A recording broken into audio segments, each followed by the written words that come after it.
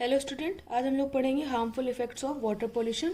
First है effects of human health. तो water pollution का ह्यूमन हेल्थ पे क्या इफेक्ट पड़ता है?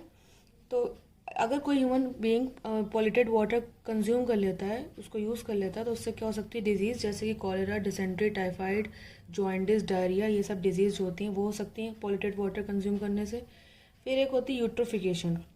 अब आपको पता है रेन वाटर के साथ क्या होता है, जो फर्टिलाइजर्स होते हैं वो वाटर बॉडीज में मिक्स हो जाते हैं। तो जो फर्टिलाइजर्स होते हैं इनकी वजह से वहाँ पर एल्गी और वीड्स, ये फर्टिलाइजर्स की वजह से एल्गी और वीड्स वहाँ पर क्या करने लगते हैं, ग्रो करने लगते हैं। और बहुत लार्ज अमाउंट में ग्रो करने लगते हैं। अगर आप कभी लेक और या पॉन्ड देखें पूरा ग्रीन रहता है, तो वहाँ पर मतलब एल्गी ग्रो कर रही है। तो उससे हम क्या बोलते हैं, एल्गल ब्लूम। एल्गल ब्लूम मतलब क्या होता है कि जब लार्ज स्केल पर एल्गी और वीड्स ग्रो करने लगते हैं वाटर बॉडीज में, इसे हम बोलते हैं एल्गल ब्लूम।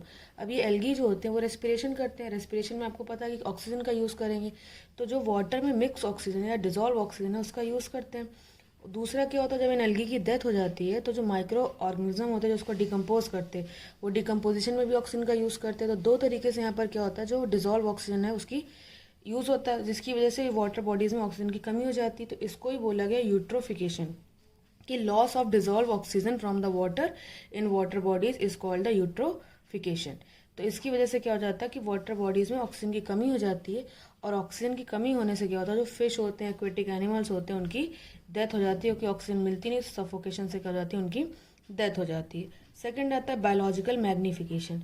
अब क्या होता है बायोलॉजिकल मैग्निफिकेशन में, क्या होता है कि जो पेस्टिसाइड्स होते हैं, इंसेक्टिसाइड्स होते हैं, इनको हम लोग यूज़ करते हैं, जैसे कि डीडीटी हो गया, तो इनको हम लोग पेस्ट और जर्म्स को मारने के लिए इसका यूज़ करते हैं। तो जब ये डीडीटी वगैरह जो होते हैं ये वाटर के साथ, रेन वाटर के साथ वाटर बॉडीज में मिक्स हो जाते हैं, तो होता क्या है, जैसे वहाँ पर प्रेजेंट होते हैं जूओ फाइटोप्लैंक्टन, ये सबसे छोटे एक्वेटिक एनिमल्स, आप समझ लीजिए प्लांट्स होते हैं, सबसे छोटे फाइटोप्लैंक्टन्स, इनको कंज्यूम करते हैं जूओ प्लैंक्टन्स। उनको आगे कंज्यूम करते हैं स्मॉल फिश को कंज्यूम करती हैं लार्ज फिश, और उसके बाद लार्ज फिश को कंज्यूम करते हैं जो फिश ईटिंग बर्ड्स होती हैं वो। तो एक तरह से ये एक आपका ये फूड चेन चल रही है, एक्वेटिक फूड चेन है ये, ठीक है। लेकिन जब इस वाटर में डीडीटी जैसे पॉइजनस सब्सटेंस ऐड हो जाते हैं, तो सबसे पहले वो जाते हैं फाइटोप्लैंक्टन्स उनकी बॉडी में, उसके बाद जब ये जूओप्लैंक्टन्स में जाते हैं तो उनकी वहाँ पर कंसनट्रेशन क्या हो जाती है, बढ़ जाती है। फिर इसका जब ये नेक्स्ट लेवल पे यानी कि स्मॉल फिश में जाते हैं, उस स्मॉल फिश जो होता है वो जूओप्लैंक्टन को कंज्यूम करती है, तो उसमें क्या आती है, उसकी लेवल और बढ़ जाती है, क्योंकि वो ज़रूरी नहीं कि एक ही जूओप्लैंक्टन को कंज्यूम करे, वो 3-4 जूओप्लैंक्टन को कंज्यूम करेगा, तो मतलब वहाँ पर क्या होगी, डीडीटी की जो अमाउंट है वो क्या हो जाएगा, बढ़ जाएगा। तो जूओप्लैंक्टन्स में स्मॉल फिश में क्या हो जाता है, और ज़्यादा बढ़ जाती। अब स्मॉल फिश को कंज्यूम करती है लार्ज फिश, तो अब वो एक स्मॉल फिश तो खाएगी नहीं, वो कई सारी स्मॉल फिश खाती है, तो जिसकी वजह से क्या होता है उसमें और ज़्यादा ये सब्सटेंस, ये जो पॉइजनस केमिकल सब्सटेंस है, इनकी अमाउंट बढ़ जाती। फिर उनको जो फिश ईटिंग बर्ड्स खाती हैं उनमें और ज़्यादा होती। तो लगातार जो हर लेवल पे कंसंट्रेशन जो हो रही है उसकी इंक्रीज हो रही है, इसको ही बोला जाता है बायोलॉजिकल मैग्निफिकेशन। और सबसे ज़्यादा नुकसान भी किसको पहुंचता है, जो सबसे टॉप पे ट्रॉफिक लेवल पे, यहाँ पर सबसे टॉप पे कौन है, फिश ईटिंग बर्ड है, तो उसको सबसे ज़्यादा नुकसान होता है इन केमिकल से, क्योंकि उनके अंदर इन सब्सटेंस की अमाउंट क्या है, ज़्यादा है। तो ये हर लेवल पे जो कंसंट्रेशन पेस्टिसाइड की इंक्रीज हो रही है, इसको ही बोलते हैं बायोलॉजिकल मैग्निफिकेशन। तो डेफिनेशन में दिया, the increase in concentration of harmful chemical substance like the pesticide in the body of a living organism at each trophic level of a food chain is called the biological magnification. जैसे water में DDT mix उसको consume किया जूओप्लैंक्टन ने, तो उसमें हो गया 0.04 ppm का। उसके बाद उसको कंज्यूम किया स्मॉल फिश ने, तो उसमें 0.5 ppm का हो गया। फिर उसको कंज्यूम करें लार्ज फिश, तो 2 ppm का हो गया। फिर डीडीटी कंज्यूम कर रहे हैं फिश ईटिंग बर्ड्स, 25 ppm।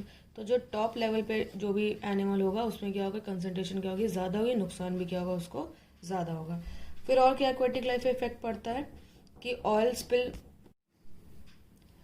तो ऑयल स्पिल में क्या होता है कि जैसे आपको पता है जो फॉसिल फ्यूल्स होते हैं, जो क्रूड ऑयल होता है, उसको डग आउट किया जाता है। जो बड़े बड़े ऑयल वेल होते हैं, जो मेनली होते हैं एक्वेटिक उसमें हैबिटेट में, तो वहाँ पर क्या होता है, जब उसको ऑयल को डग आउट करते हैं तो जो टैंकर्स होते हैं कभी कभी उनमें लीकेज हो जाता है। तो लीकेज होने की वजह से ऑयल की क्या होती है, इस वाटर बॉडी से पतली सी लेयर जमा हो जाती है। लेयर क्या करती है, जो लाइट और एयर होते हैं उसको वाटर में अंदर पेनिट्रेट नहीं करने देती, जिसकी वजह से क्या हो जाता है, जो एक्वेटिक मरीन मरीन प्लांट्स और एनिमल्स हैं उनको बहुत ज़्यादा नुकसान होता है, उनकी डेथ हो जाती है, क्योंकि वहाँ पर एयर नहीं पहुँच रही, वाटर नहीं पहुँच, एयर और लाइट नहीं पहुँच रही, इसकी वजह से वहाँ पर फोटोसिंथेसिस नहीं हो पा रही, ऑक्सीजन की कमी हो जाती है। इस वजह से ऑयल स्लिक जो होता है बहुत ही हार्मफुल होता है। और ऑयल स्लिक को ख़त्म करने के लिए डिटर्जेंट का यूज़ किया जाता है। तो डिटर्जेंट भी जो होते हैं वो क्या करते हैं, मरीन हैबिटेट को बहुत नुकसान पहुंचाते हैं। तो ये थे harmful effect of water pollution. उसके बाद दिया method of prevention and control of water pollution, कि वाटर पोल्यूशन को कैसे कंट्रोल कर सकते हैं। तो वॉशिंग क्लोथ, क्लीनिंग यूटेंसिल्स और taking bath near the bodies such as lake, river and pond should be restricted. तो पॉन्ड, रिवर, लेक के आसपास जो ये एक्टिविटीज़ होती हैं, वॉशिंग क्लोथ, क्लीनिंग यूटेंसिल्स, बर्तन धुलना या फिर नहाना, तो इनको सब बैन कर देना चाहिए। उसके अलावा जो क्रॉप फील्ड होते हैं वहाँ पर फर्टिलाइज़र और पेस्टिसाइड का एक्सेसिव यूज़ बंद करवा देना चाहिए, कम लिमिट में यूज़ करना चाहिए। डोमेस्टिक सीवेज है उसको वाटर बॉडीज में मिक्स करने से पहले उसमें हमेशा क्या करना चाहिए, जो टॉक्सिक सब्सटेंस होते हैं उनको रिमूव कर देना चाहिए। जो इंडस्ट्रियल सीवेज होता है उसमें भी क्या उसको केमिकली ट्रीटेड करके ही वाटर बॉडीज़ में मिक्स करना चाहिए, ताकि उसमें जो टॉक्सिक सब्सटेंस है वो वाटर बॉडीज़ में ऐड ना हो। फिर जो पॉल्यूशन कंट्रोल बोर्ड ने जो भी रूल्स बनाए उनको स्ट्रिक्टली फॉलो किया जाना चाहिए। जो डेड बॉडीज़ होती है उनको कभी भी डिस्पोज नहीं करना चाहिए रिवर या लेक में। और जो पब्लिक होती है उन्हें एजुकेट करना चाहिए ताकि वो समझ सके कि वाटर पॉल्यूशन के क्या हार्मफुल इफेक्ट होते हैं। फिर इसमें भी एक केस स्टडी, जैसे आपने ताजमहल की केस स्टडी पढ़ी थी वैसे यहाँ पर वाटर पोल्यूशन में एक केस स्टडी दी है। रिवर गंगा में जो डैमेज हो रहा है, जो वाटर पोल्यूशन से जो हार्मफुल इफेक्ट पड़ रहा है उसके बारे में। तो आपको पता है रिवर गंगा जो इंडिया की मेजर रिवर है, इसमें कम से कम 20 लाख से ज़्यादा लोग एक दिन में क्या करते हैं, रिचुअल बाथ लेते हैं। तो उससे क्या होता है कि बहुत ज़्यादा इस रिवर को नुकसान हो रहा है। क्या कॉजेज़ हैं कि डोमेस्टिक सीवेज जो होता है वो रिवर में बिना ट्रीटेड के मिक्स कर दिया जाता है, डिस्चार्ज कर दिया जाता है। इंडस्ट्रियल सीवेज को डिस्चार्ज किया जा रहा है। सिंथेटिक डिटर्जेंट का यूज़ बहुत किया जा रहा है रिवर में। उसके अलावा केमिकल फर्टिलाइजर्स यूज़ करे जा रहे हैं जो वॉश आउट होकर सीधे रिवर में मिक्स हो जाते हैं। फिर जो ह्यूमंस और एनिमल्स होते हैं उनको उनकी डेड बॉडीज उसमें डिस्चार्ज कर दी जाती है। तो इससे रिवर गंगा को बहुत नुकसान पहुंच रहा है। और उसके आसपास जो 400 मिलियन पीपल हैं उनको भी वाटर पोल्यूशन से बहुत ज़्यादा डिजीज़ हो जा रही हैं। डायरिया, डिसेंट्री, कॉलेरा, ये सब डिजीज़ हो जा रही हैं क्योंकि वो डर्टी वाटर ड्रिंक करते हैं। उसके अलावा तो गंगा को, रिवर को सेव करने के लिए एक गवर्नमेंट ने एक प्रोग्राम चलाया था, गंगा एक्शन प्लान, जो अप्रैल 1985 को लॉन्च हुआ था। इसमें ये कहा गया था कि पॉल्यूशन लेवल को कम किया जाएगा। और लेकिन पॉपुलेशन बढ़ रही है, इंडस्ट्रियलाइजेशन हो रहा है, केमिकल फर्टिलाइजर का यूज़ हो रहा है, तो रिवर गंगा में रिपेयरमेंट नहीं हो पाया और वो लगातार पॉल्यूट होती गई। तो 31 मार्च 2000 को इस प्लान को क्या कर दिया गया था, क्लोज कर दिया गया था। उसके बाद एक और प्रोग्राम शुरू हुआ था।